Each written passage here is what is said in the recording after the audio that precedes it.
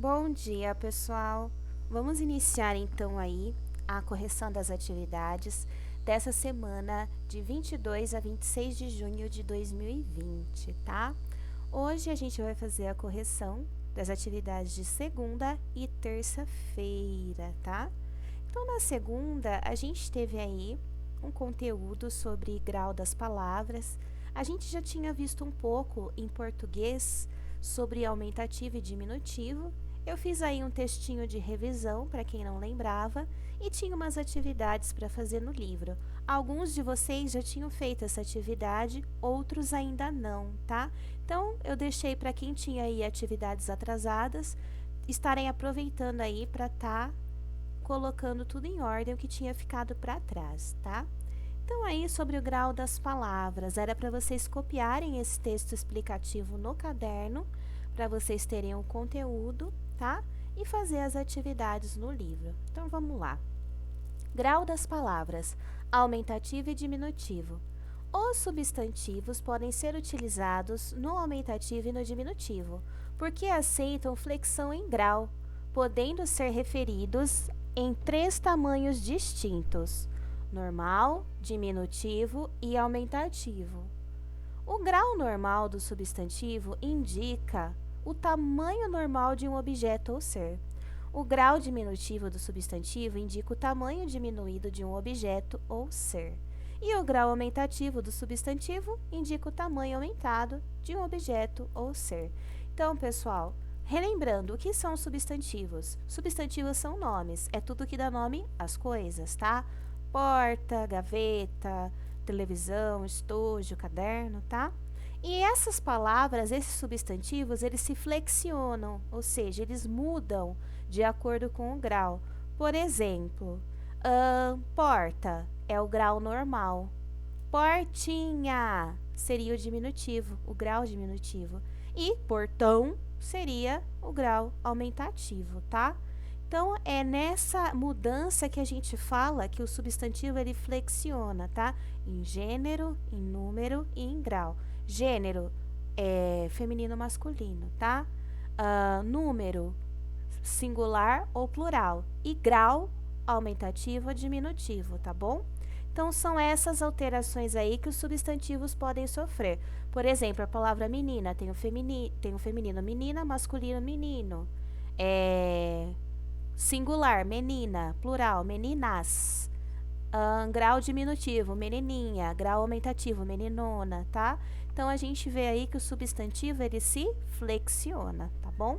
Só que para a gente colocar o substantivo em aumentativo ou diminutivo, não basta somente a gente colocar o ão na frente, tá? E o inho para mudar a palavra. Por quê? As palavras variam na forma de escrever. Aí eu coloquei um exemplo para vocês aqui, ó. Casa. O diminutivo de casa pode ser tanto casinha como casebre. Tá vendo que a gente tem essa forma diferente de escrever, o casebre? Não é só colocar o inha na frente, tá? Aumentativo, casarão. E o fogo? Diminutivo, foguinho. Aumentativo não é fogão. Fogão seria um objeto não, uma coisa que a gente tem na cozinha, né? O fogão. Já o aumentativo de fogo é fogaréu, tá? Então, a gente não fala fogão, é fogaréu. Fogão é outra coisa, tá? Seria aí um derivado da palavra fogo, tá? Agora, o aumentativo de fogo é fogaréu. Tá vendo que não é o ão na frente? É uma outra forma de escrever? Então, aí vai depender muito da palavra para a gente saber alterar ela para o diminutivo ou para o aumentativo, tá? Aí eu coloquei aqui, ó, usar as palavras no diminutivo ou aumentativo podem servir para mostrar carinho ou para diminuir a importância de algo. Então, a gente tem aí uma função. Para que eu vou usar a palavra no diminutivo? Posso estar mostrando carinho. Para que eu vou usar a palavra no aumentativo? Também para mostrar carinho. Ou eu posso estar mostrando depreciação, tá? Diminuir a importância daquilo, desprezar aquela coisa. Aí eu coloquei aqui no exemplo, ó. Você é uma gracinha, menina. Seria uma expressão de carinho, tá? Aquela mulherzinha da esquina encrenqueira já é uma depreciação, um desprezo, né? Uma fala de desprezo. Mulherzinha, tá diminuindo aquela pessoa. Aumentativo. Bom dia, amor, meu amorzão. Amorzão seria carinho, né? Nossa, que cavalão, sentou de qualquer jeito e derrubou tudo, né? Chamando a pessoa de cavalão aí é uma forma de depreciar, de desprezar. Nossa, que pessoa bruta, né? Um cavalão, né? Então, a gente tem aí um contexto para o uso do aumentativo e do diminutivo, tá? Não é só para indicar que algo é pequeno. Pode mostrar carinho, pode mostrar desprezo, tá bom? Então, vai variar aí de acordo com o contexto. Vamos então para as atividades do livro, ó, página 95 até 99. A gente tem aqui a página 95, até aí na página 97 é uma história em quadrinho, tá? Onde a gente vê essa personagem do menino maluquinho, tá? Julieta. Ela tá conversando com a menina aqui, com a amiga dela, e elas estão falando sobre um bichinho de pelúcia, tá? Só que aí elas entram num conflito de idade, né? Nossa, mas a gente já é velha demais para brincar com bichinho de pelúcia. E aparece uma outra menina que aparenta ser mais madura, né? Então a gente vê ela chegando em casa, depois de se fazer de madura na frente da menina, né? Ela chega em casa, a primeira coisa que ela faz é pegar o bichinho de pelúcia dela, né? Aí a gente vê a mãe dela chamando ela de criançona, que seria um aumentativo, e ela chama o ursinho de gracinha da mamãe, né? No diminutivo. Então a gente tem aí o uso do grau das palavras aí numa história em quadrinho. Quem quiser ler, é uma história bonitinha essa, tá bom? Vamos para as perguntas, ó. O que provoca humor nessa história? Converse com os colegas, né? Então, pessoal, aí era para vocês estarem refletindo. Como a gente não está na sala de aula, a gente não pode discutir aí juntos, tá? Mas, se a gente for ver a graça, é ela ficar com vergonha do bichinho de pelúcia na frente da menina que ela mostra lá que ela é mais velha, mais madura, né? Dá uma lição de moral lá na amiga dela, na frente da outra. Chega em casa, a primeira coisa que ela faz é pegar o bichinho de pelúcia e ficar abraçando, que nem a amiga dela estava fazendo, tá? Essa é a graça, então, da história em quadrinho. Escreva o número correspondente ao que indicam os diminutivos nas falas. 1 vai ser para tamanho ou intensidade de algo. Então, aí são funções dos substantivos flexionados aí em aumentativo ou diminutivo, tá? A gente vai colocar o número 1 para tamanho ou intensidade. 2 para carinho ou ternura e 3 para crítica ou ironia. Então, gracinha da mamãe, né? Quando ela pega o ursinho aqui, ó, é carinho, né? Ternura. Com minha coelhinha bolula, né? Então, a coelhinha, além de ser um bichinho de pelúcia pequeno, ela tá mostrando também carinho. Então, é 1 e 2, tá vendo, ó? Vai caber os dois aqui nesse contexto. Dá um cheirinho nela. Cheirinho seria um carinho, né? Abraçar, sentir o cheirinho do bichinho, tá? Você já está bem grandinha para essas coisas. Então, quando ela fala grandinha, ela tá usando aí um pouco de... Tá falando do tamanho da menina, tá? E também tá sendo crítica, né? Você já tá grandinha para brincar com bichinho de pelúcia, né? Então, seria 1 e 3. Letra C. Releia o último quadrinho da história criançona. Em que grau está a palavra criançona, esse final ona, tá? Coloca a palavra criança no aumentativo. Marque as alternativas que podem indicar a intenção da mãe ao falar de Julieta. Então, quando a mãe chama ela de criançona, ela não está mostrando desprezo nem está criticando. Ela acha bonitinho, né? A menina já está aí um pouquinho mais velha, né? E mesmo assim gostar de bichinho de pelúcia, então demonstra carinho e ternura, tá bom? 4. Shirley usa outra linguagem quando chega para falar com Julieta e Janaína. Releia e responda. Que linguagem é essa? Então, a Shirley, ela chega usando gíria, porque ela mostra que ela é toda mais descolada, mais velha, né? Qual é a parada, meninas? Então, eu uso de gíria, tá? O que o uso dessa linguagem pode revelar sobre Shirley nessa história? Aqui a resposta é pessoal, mas uma sugestão que o livro dá pra gente é que o uso dessa linguagem pode revelar que Shirley já está em outra fase, diferente de Julieta e Janaína. Então, a Shirley, ela já está um pouco mais avançada aí em questão da própria maturidade, né? Ela já está se interessando por outras coisas que a Julieta e a Janaína ainda não se interessam, tá? Então, elas estão aí em fases diferentes. 5. O que você achou da atitude de Julieta na história criançona? Então, aquela atitude da Julieta de bancar a mais velha ali também, por causa da Shirley, e falar do bichinho de pelúcia. O que você achou, tá? É a sua resposta pessoal. Depois chega em casa e brinca com o bichinho de pelúcia do mesmo jeito. O que você acha disso? É a sua opinião, tá bom? Agora aqui, tá? A gente viu lá aqui até a página 99. Então, vamos lá. Comparar para caracterizar. Leia as frases, escreva A, B ou C, fazendo relação correta com as frases da esquerda. Então, aqui era para relacionar as colunas, tá? O elefante africano é mais pesado do que o elefante asiático. Se ele é mais pesado, quer dizer que o peso dele é superior. O peso do elefante africano é maior ou é superior ao peso do elefante asiático. Então, a letra A, ela vai estar aqui, ó, ideia de superioridade de uma coisa em relação à outra, tá? Letra B. Rinocerontes podem ser menos pesados do que hipopótamos. Então, se os rinocerontes eles têm um peso menor do que os hipopótamos, eles trazem uma ideia de inferioridade. O peso é inferior, é menor, tá? Letra B aqui, ó, ideia de inferioridade de uma coisa em relação à outra. C. Há girafas tão pesadas quanto búfalos, então dá uma ideia de igualdade, tá? O peso é parecido, é igual. Letra C, ideia de igualdade entre duas coisas. Então, ó, outra forma de mostrar características de uma coisa é comparando, tá? 2. Construa uma frase para fazer a comparação entre o tamanho do lagarto e a moeda da imagem. Então, ó, os dois são quase do mesmo tamanho aí, né? Aí, possibilidades de frases para vocês fazerem a comparação. O lagarto é tão pequeno quanto a moeda. Então, mostra o quanto ele é pequenininho, né? A moeda que cabe aí na palma da mão, o lagartinho tem quase o mesmo tamanho, tá? Caracterizar com intensidade. Para mostrar mais intensidade, podemos apresentar características assim. O elefante é muito, muito pesado. É pesadíssimo. Então, a gente altera o muito pesado por pesadíssimo, tá? A gente altera uma locução adjetiva para um adjetivo simples, tá?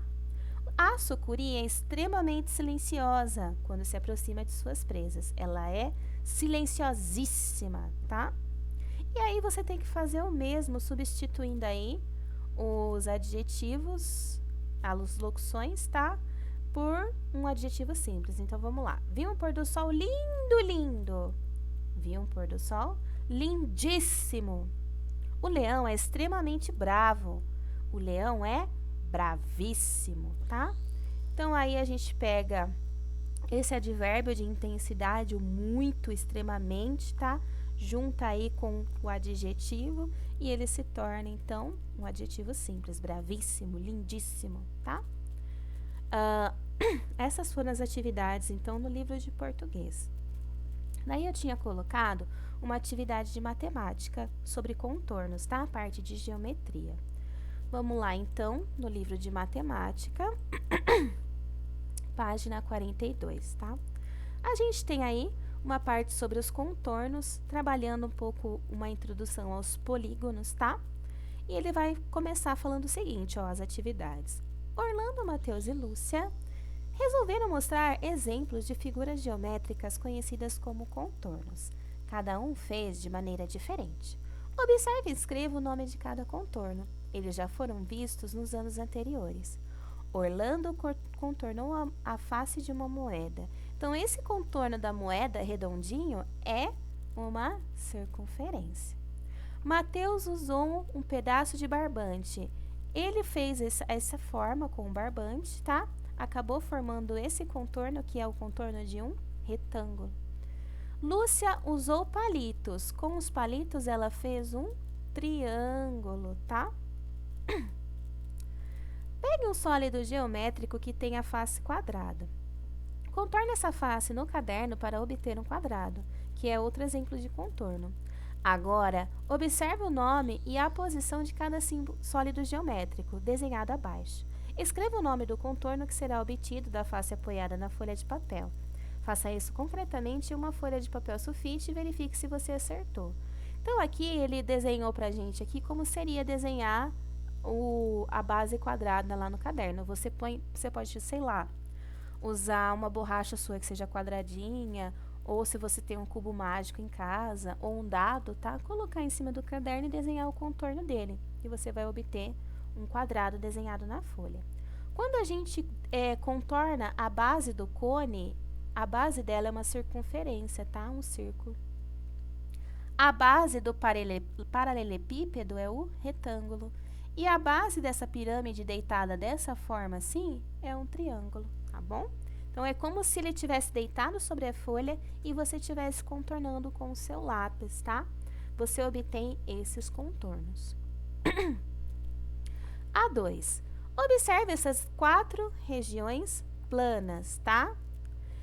Os contornos dessas regiões planas estão desenhados a seguir, mas não estão na mesma ordem. Indique as letras correspondentes. Então, esse formato aqui, ó, qual é o contorno A? Seria esse aqui, ó, tá vendo? Letra A, igualzinho, ó, você tinha que ver, ó, o contorno. A letra B seria esse daqui, ó, esse é o da letra B, então você coloca o Bzinho aqui embaixo. A letra C é esse aqui, contorno de C. E a letra D é o primeiro, ó, contorno de D. Desenhe o contorno das regiões planas A e B nos espaços indicados. Então, vocês tinham que copiar, ó. Você tinha aqui a região plana pintadinha, você ia desenhar o contorno igualzinho. Mesma coisa na letra B, ó. Ele desenhou do ladinho, dava o espaço certinho. Para você não errar, conta quantos triângulozinhos tem dentro e vê se a quantidade tá igual, tá bom? Para ficar certinho o seu contorno. Então, vamos lá. 4. Na figura ao lado estão desenhados 2 contornos, um verde e um preto. Dizemos que o ponto P, que é esse aqui, ó, é comum aos 2 contornos, porque ele está pegando tanto o contorno verde quanto o contorno preto, tá? Considere na figura os pontos A, B, P, R e S e responda. Além do ponto P, qual outro ponto da figura é comum aos 2 contornos? Um outro ponto que pega tanto o contorno verde quanto o preto é o A. Tá vendo o A aqui, ó? Que ele pega o pontinho, pega os 2 contornos? Qual ponto pertence ao contorno verde e não pertence ao contorno preto? É o R, né? Ele não passa, o preto não passa por ele tá só no verde. O ponto S pertence a qual dos 2 contornos? O S está jogado aqui, isolado, ele não pega nem o verde nem o preto. Então, resposta A, nenhum. Era até a página 44, então essa página também era para fazer, tá? Regiões planas, contornos e sinais de trânsito.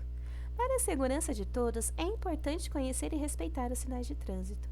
Nos anos anteriores, você já viu que alguns sinais de trânsito aparecem placas que lembram regiões planas e contornos conhecidos. Veja alguns deles. Então, a gente tem aqui placas, tá, de trânsito. Quem andou aí já por alguma estrada, alguma pista, já viu esses sinais aí de trânsito, né? Até mesmo nas ruas comuns, o pare, o permitido estacionar, não ultrapasse. É bem comum da gente ver, né, o sentido da via, tá? Complete o quadro abaixo. Para cada placa, você vai escrever o nome do contorno que ela lembra e o significado de acordo com o Código de Trânsito Brasileiro. Então, para você achar, os contornos era tranquilo da gente saber, né? Mas esse daqui, para você achar o significado, se você não soubesse o significado da placa, era só pesquisar no Google, que seria mais tranquilo de achar, tá bom? Então, a letra A já estava completinha, ó. A letra A é um octógono porque é um polígono de 8 lados e significa parada obrigatória. A letra B é um triângulo, tá, gente? E significa dê a preferência. Então, se tiver um carro vindo, você tem que parar e deixar aquele carro passar, tá? Dê a preferência. A letra C é uma circunferência e significa siga em frente. A letra D é um quadrado, ele está inclinado, parece um losango, tá? Mas se a gente olhar de ladinho assim, ele é um quadrado. Saliência ou lombada, é quando tem uma lombada na rua, já avisa antes, porque se a gente vai com muita velocidade para cima da lombada, você pode acabar estragando seu carro e causando um acidente, tá? Então, você tem que diminuir a velocidade para passar pela lombada. A letra E é um retângulo, tá? E é uma pré-sinalização, tá? Bauru, siga em frente, Jaú, vire à direita. Então, você vai saber o sentido da pista para qual cidade você está indo. Se você quer ir para Bauru, você segue em frente. Se você quer ir para Jaú, você vira à direita. Letra F. A letra F também é um quadrado, tá? E significa ponte estreita, tá? Avisando aí que ela é estreitinha. A letra G é uma circunferência e quer dizer que você pode estacionar, estacionamento regulamentado. A letra H também é uma circunferência e avisa que é proibido ultrapassar. Então, o carro não pode passar o outro porque pode causar um acidente, tá? Geralmente, esse aviso aparece em pistas ou rodovias aonde tem duas mãos, tá? Então, aí é perigoso você ultrapassar e causar um acidente. E a letra I é um quadrado que limita a altura, tá? Quando a gente tem aí pontilhões onde caminhões passam por baixo, geralmente, dependendo da altura do caminhão, ele não consegue passar, ele pode ficar entalado. Então, esse tipo de placa avisa antes que o caminhão siga em frente e acabe aí causando um acidente também, tá bom? Então, essas eram as placas de trânsito. Essas foram as atividades de segunda-feira. Agora, a gente vai para as de terça-feira. De terça-feira, eu tinha passado umas atividades sobre polígonos em matemática no mesmo livro, tá? Livro didático. Então, vamos lá para a página 47. Polígono. A gente tinha acabado de ver aí sobre os contornos, tá? Ele falando do contorno da moldura do quadro, o contorno do bambolê, tá? Contorno não é um polígono, tá bom? Esse contorno do bambolê, ele não é um polígono. Por quê? Os polígonos, eles têm todas as partinhas retas, tá?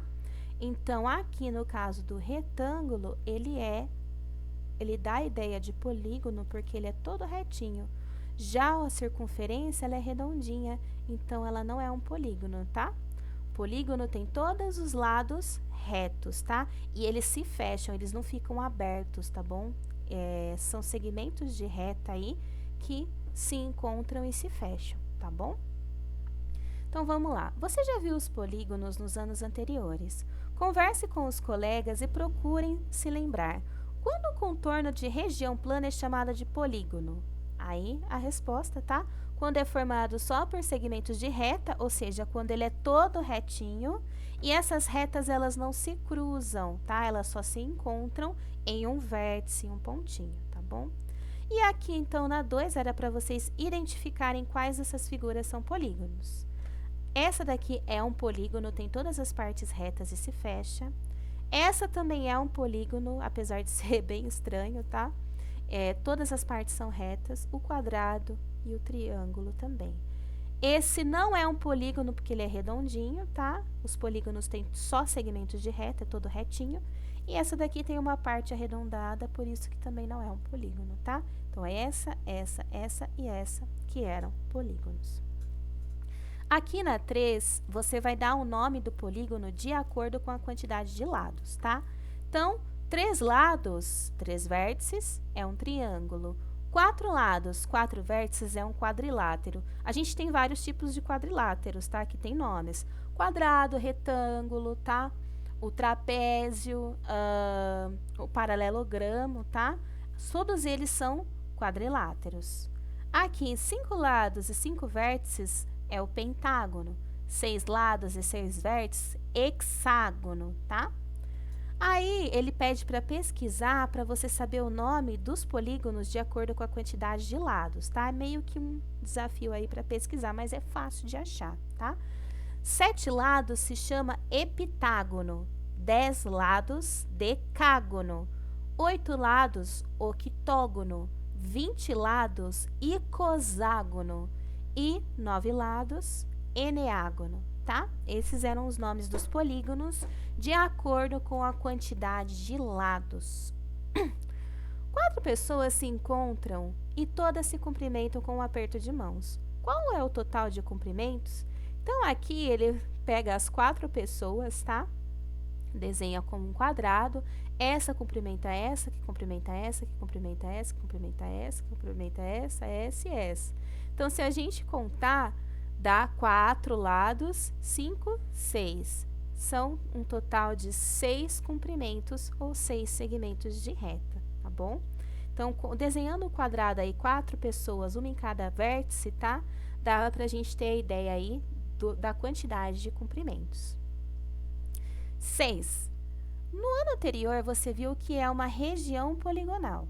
Analise as regiões planas abaixo para se lembrar. Troque ideias com os colegas e desenhe mais um exemplo para cada caso e depois escreva o que é uma região poligonal. Então, aqui, gente, região poligonal é toda região plana cujo contorno é um polígono, tá? Então, você vai ter o polígono e ele vai ser pintadinho por dentro. Aí, é uma região poligonal. Só o contorno é o polígono. Região poligonal é ele pintadinho, tá bom? E exemplos de regiões poligonais, ó. Esses em rosinha eram exemplos que vocês podiam desenhar que não estavam no livro, tá? Ele fala para desenhar no caderno, mas você pode desenhar no próprio livro, tá bom? Tem espaço. E aqui, regiões não poligonais. Se os polígonos são formados apenas por segmentos de reta, então, para você desenhar uma região que não é poligonal, era só acrescentar lados arredondados, tá bom? Tá vendo aqui, ó? Esses formatinhos. Tranquilo? Uma revisão aí do que é polígono, tá? As atividades de matemática, era só a página 47 e 48, tá? Agora a gente vai para a página 65 do livro interdisciplinar, tá? Distribuição da população no Brasil. Então, vamos lá. Livro de História, Geografia e Ciências, tá? A gente vai estudar aí um pouco sobre a população no Brasil.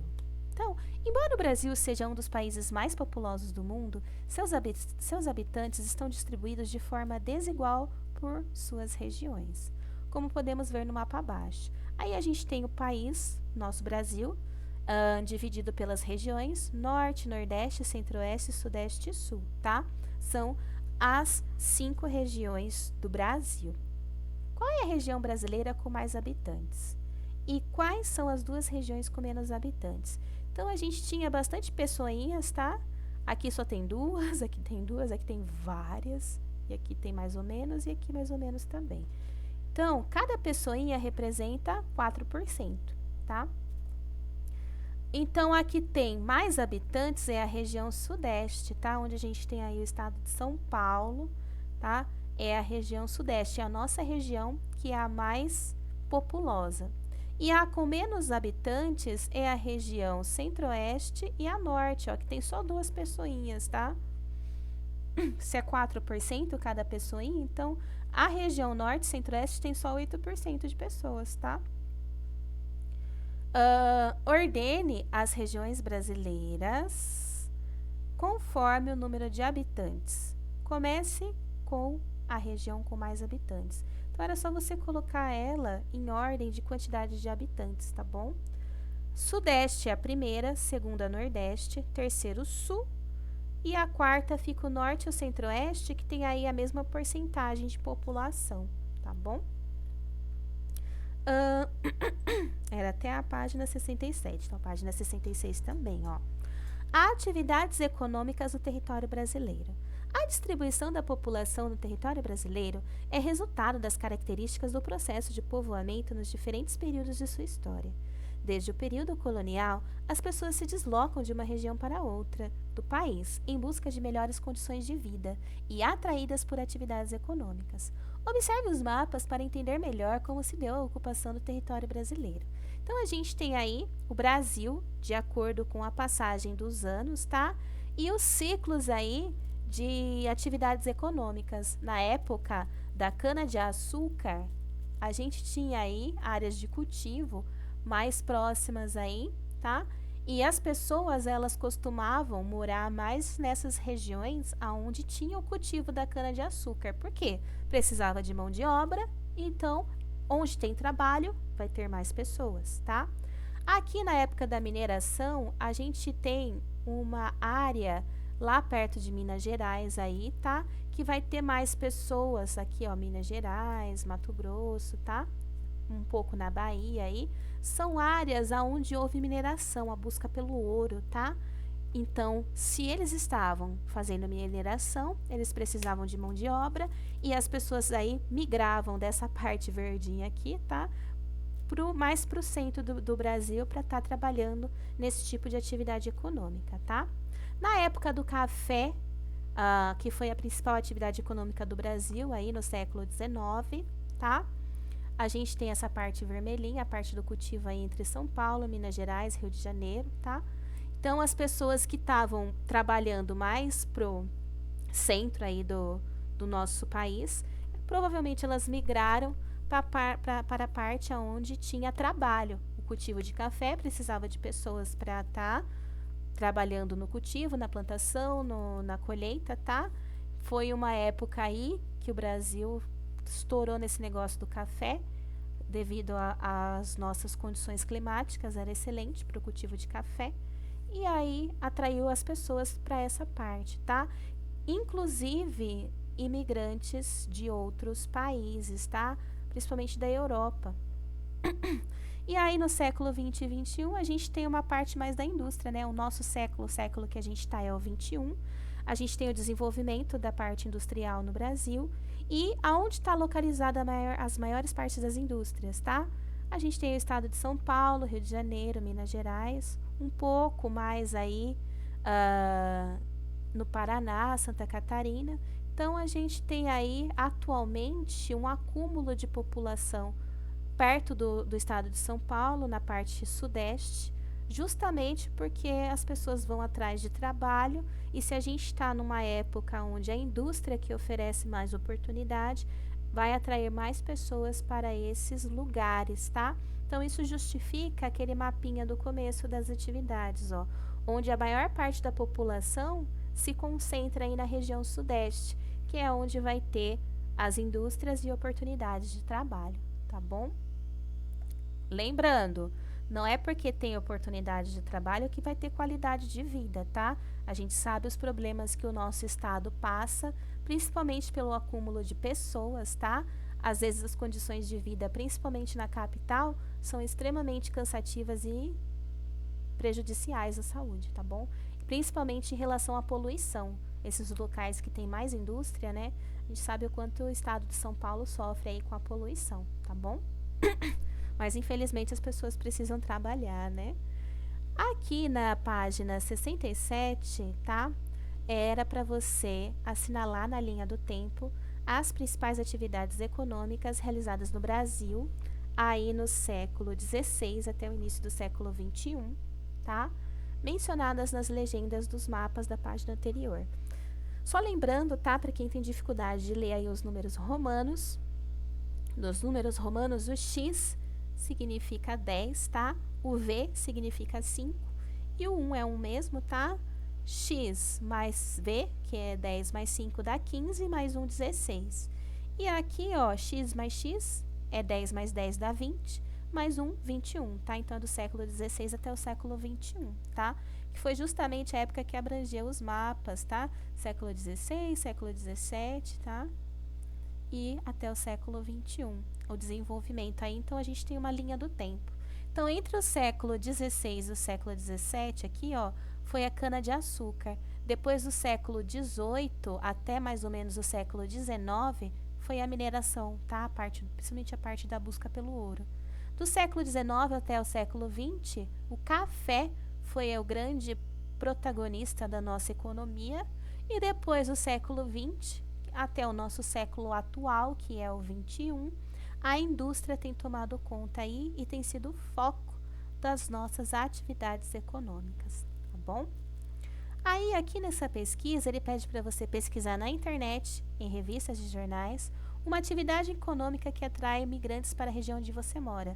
Nós moramos na região sudeste, então a gente já sabe aí que o que atrai as pessoas para cá, para o estado de São Paulo principalmente, são os trabalhos nas indústrias, tá? Nas fábricas. É fácil você encontrar uma imagem de uma fábrica e tá colando aí, justificar aqui, tá? Região sudeste, atividade econômica de indústrias, tá? Se você não puder colar uma imagem ou imprimir, você pode desenhar, tá bom? Tem um espaço aí, você pode ver a imagem na internet e tá passando na sua mãozinha através de desenho, tá bom? Vai ficar bem explicativo também, porque é fácil desenhar aí uma indústria, uma fábrica, tá bom? Bom, essas foram as atividades de 22 e 23 de junho, tá? Qualquer dúvida é só mandar para mim. Um beijo, tchau!